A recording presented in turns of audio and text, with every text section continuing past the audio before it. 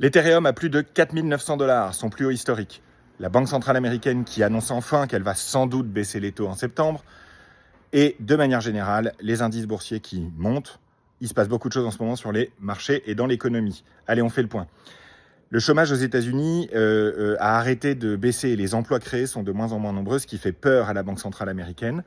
L'inflation, elle, est plutôt contenue, elle est plutôt mesurée aux États-Unis, même si elle est plus élevée qu'en Europe, ce qui pourrait pousser en septembre, mi-septembre, la Fed, la Banque centrale américaine, à baisser ses taux directeurs, ce qui serait une très bonne nouvelle, évidemment, pour l'économie américaine, mais aussi mondiale, et les marchés. Alors, on aura une confirmation vendredi avec la publication du chiffre d'inflation du mois d'août aux États-Unis, le fameux PCE, qui est très attendu, évidemment, par tous les investisseurs, pour savoir si la Banque centrale va être poussée à baisser les taux ou non. Sur le front des cryptos, l'Ethereum bénéficie du nouveau cadre réglementaire mis en place aux États-Unis il y a quelques semaines. Ça, c'est assez net.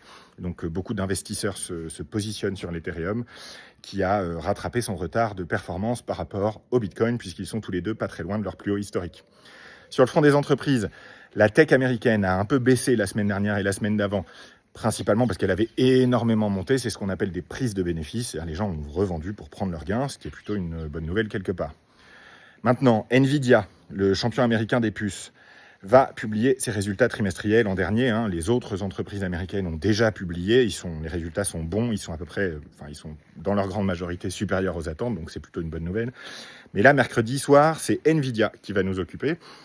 Il s'est passé beaucoup de choses pour Nvidia puisqu'ils ont perdu pendant quelques temps la possibilité d'exporter leurs puces en Chine. C'est à peu près 15% de leur chiffre d'affaires, la Chine. Donc, c'est un vrai problème.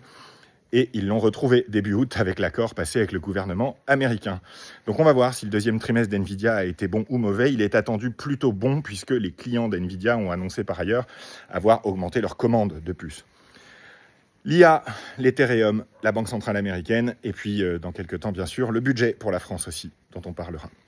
Pour l'instant tout va bien sur les marchés financiers. À suivre cette semaine donc.